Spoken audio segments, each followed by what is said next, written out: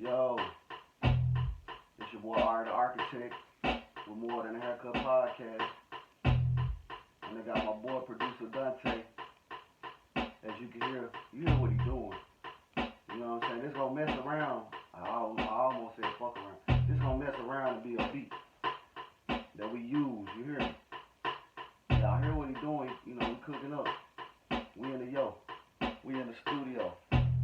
And now I want to give a shout out to my dog Goldie Gold. You see it? You see the sweater? Goldie Gold, Goldie Gold, Goldie Gold. Yeah, bro. What's up, though, man? What's a good word? Man, you know, traveling. Right. Definitely glad to be here, man. No question, been long overdue. Yeah, I know I had to get with you, man. You know, I just saw a post from.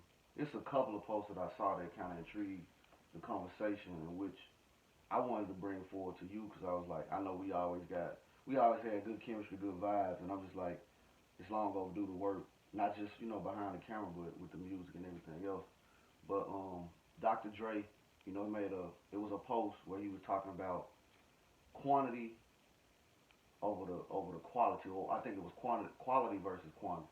Right. You know what I'm saying? Where it's like, it's so much music out, you gotta find that sound that you're looking for, and it's I don't know if you having the same issue or the same problem, or just expound or just say where you know what I'm saying, what you think is going on.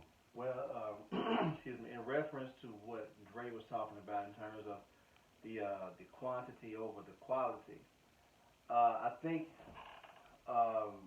what we're facing in the whole landscape of music today is that you have a lot of music that's out, but it doesn't offer. It's like almost the equivalent of having, a substantive meal of steak and potatoes as opposed to having some fast food or whatever. Sure, Man, fast food. you sound like me. Yeah. Like when I was sometimes I say, hey man, it's like having some candy versus some vegetables. Right. You know what I'm saying? But it's kind of like um, the lack of substance and the lack of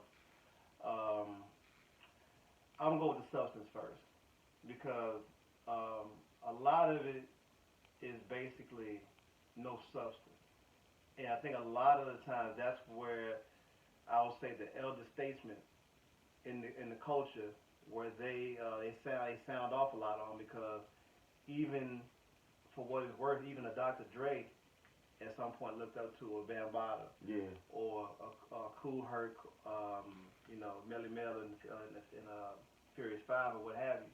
So even with that understanding of it, they still took that knowledge and still built on their own thing, which was all. I mean, NWA wasn't always a negative thing.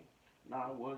I think it was just more of a balance It though was a that we balance. had. Yeah, So exactly. so even to hear what you're saying, it's almost like it's a parallel that I can even speak on in basketball. Like with the lack of veteran leadership around these teams, you really don't have a culture of, I'm not gonna say how to be a professional, but like what to look for as a professional, what to be able to be aware of, and that's just like a simple way of me putting it. I'm not gonna say that's all of what it is as an artist, but like Hakim and I talked about, you have the young artists that's in other genres of music. They go and talk to Willie Nelson. And they get that game from. But if LL come out with an album, we don't buy it. And I'm saying we because I've been in a place where I ain't bought a LL album. Not because it's like, oh man, he ain't dope or he ain't got the wisdom. It's just like at some point it didn't relate to me no more. I guess because it's not so much out there in the front. And I ain't gonna say it should be, but it's like I should take it upon myself to go listen to some LL. But we also cater to what speaks to us. So that's not saying that because you know you don't dig a certain thing that you hate it. See, that's we've gotten to the place now where oftentimes we're faced with the mindset of if I don't like it, that means I'm hating it. Yeah, and that's crazy to me. And it's not that. It's just it's like a woman. Like you have a preference on what type of woman that you like. Yeah, You know what I'm I saying? agree. So you have a preference. So if there's a preference there, it's not that you dislike that type of woman. It's just Yeah. that you have something that you prefer. You I know, feel you. and even with music, like there have been growing up. I'll be the first to say it. When I was growing up, I could care less about anything that was Memphis made. I cared less about 3 6 Mafia. I cared more about Kane. I cared more about Rakim. I cared so much more about LL than I did the local talent. Mm-hmm. But as I got older and I started to see what the movement was and what it meant for the city, Mm-hmm. I gained more of an appreciation and more of a respect for what they were doing. That's funny. It was different because coming up, that's and I'm a transplant to Memphis as well. Okay. And so like growing up, all you saw on television was Jordan TV Raps. You saw between Jordan TV Raps and you had Rap City or whatever. So those my influences were from New York. Rakim, Kane, KRS-One, Slick Rick, LL. Those are my that was my litmus. That was my roadmap to hip hop. Okay. So when I got introduced to the more traditional Memphis sound, that people are passing off as trap,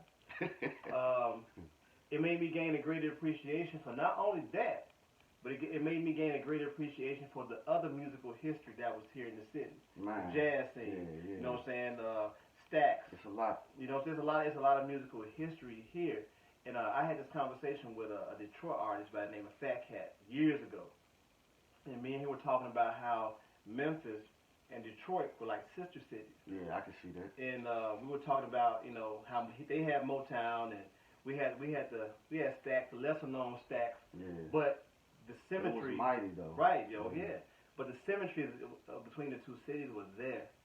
And but it makes you gain a greater appreciation for living in a city like Memphis and seeing what the history, not only just what we knew coming up in the 90s, but what happened before, the Spanish Flies, the DJ Zerks, the SMKs, you know what I'm saying? And that's crazy when you speak on in terms of like, I feel like that was a similar approach as an MC and doing graffiti and as well as like producers.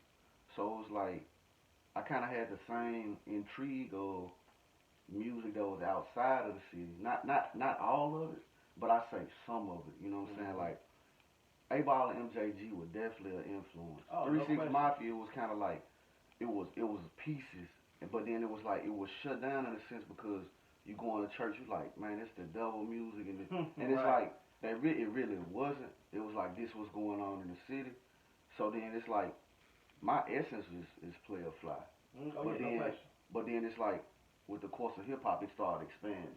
Right. And I think it's like with the travel of going from having balance, and I feel like that information that came from KRS-One and them with that self-destruction song. It's like they saw something that was up ahead and was warning us, but then it's like, what was the in between bridge to connect to the youth? Right. And a lot of that too is being that we live here in the South, right? And when you live up north, and you live like New York, Philly, Jersey, those places, those locales, they're moving at the speed of light. They're moving a lot faster than we are down this way. So a lot of it, and two, the fact that we live in the Bible Belt, quote unquote. That's a chokehold, bro. Right, it's a chokehold because our insight only goes as far as what we learn in the churches and what we learn by and what our ancestors and our grandparents learned from or had to deal with Jim Crow and segregation and all that good stuff. So it kind of puts you in a certain mindset to like stay in your place, quote unquote. Whereas when you was getting a lot of information from the people up north, like New York and Philly and all those spots, they had knowledge itself. Yeah, they did. So even when I was young and getting into hip hop, I always gravitated toward people that had knowledge itself.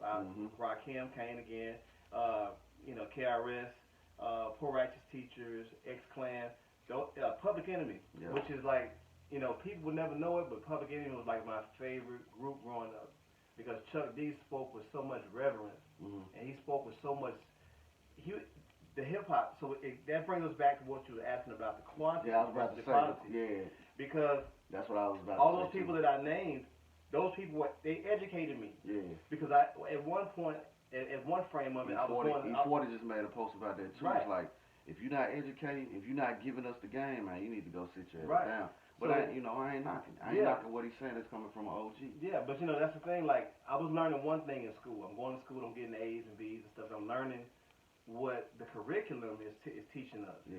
But then I'm counterbalancing that with what I'm hearing on these hip hop tapes. So in a sense, my real education really came from hip hop. I went to school. I got a diploma and all that. I graduated and all that stuff. Yeah. But my true education was the fact that I'm learning this education right here to kind of keep me balanced in the world, quote unquote. But the true science and the true knowledge that's being given through hip hop is what educated me toward the ways of the world. That's like that. That's that food. That's that soul food that Goody Mob talked about. Like music, like it. To me, it is a soul food. It's a food. It's a foodie thing if you really look at the fact that, like you said, I was able to get substance from these people. Oh yeah. And like the names you was calling out, like when it went from the east to the west coast, and then it was like we was the stepchild in the south. It was kind of like, hey man, I just heard recently on a conversation I think with CeeLo, he called out A-Ball MJG. Like a lot of people sleep on the fact that with Houston, with Scarface and them, you know what I'm saying, and A-Ball MJG coming up, it was like shit. They influenced Cass and them to really be original. You know what I'm saying, and the Dungeon Family. But it's just like I also got to give my credit to Uncle Luke. Yeah. You know what I'm saying? But gotta give credit to him. I guess to kind of like switch it up too. I ain't gonna stop it. To switch it up too, I guess another question, because I feel like the substance topic is like, man, we can go on and on. We can beat a dead horse. I want to put a pin here because all right. I want to add on to what Dre was probably in the likelihood of saying. There's nothing wrong with the quantity that you put out. Yeah, it's not.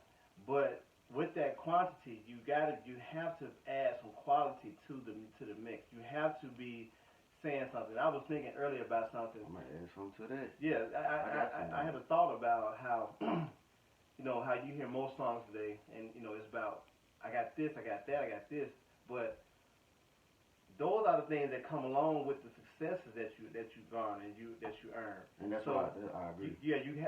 So at some point you didn't have. You didn't have, but you got at some point you have to evolve. You had to find something else more meaningful to talk about. There's nothing wrong with what you talk about because you have that voice and that platform.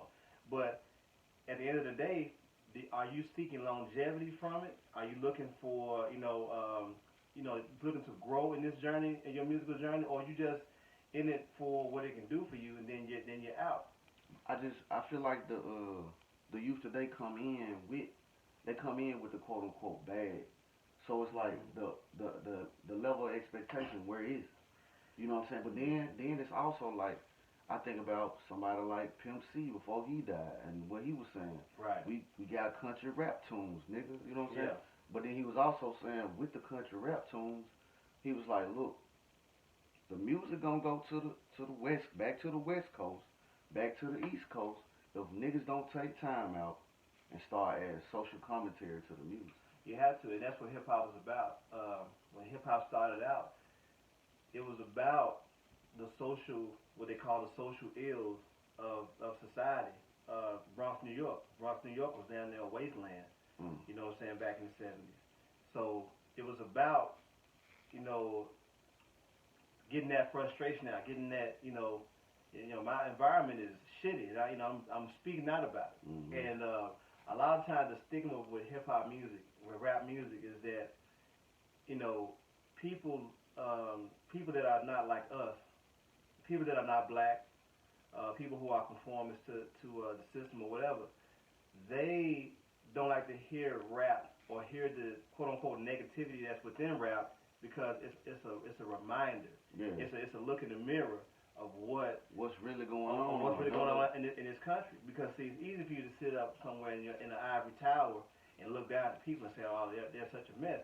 But actually, the system contributes to the mess that Y'all hear that, right? So, you know, even with just, like with hip hop, like I said, hip hop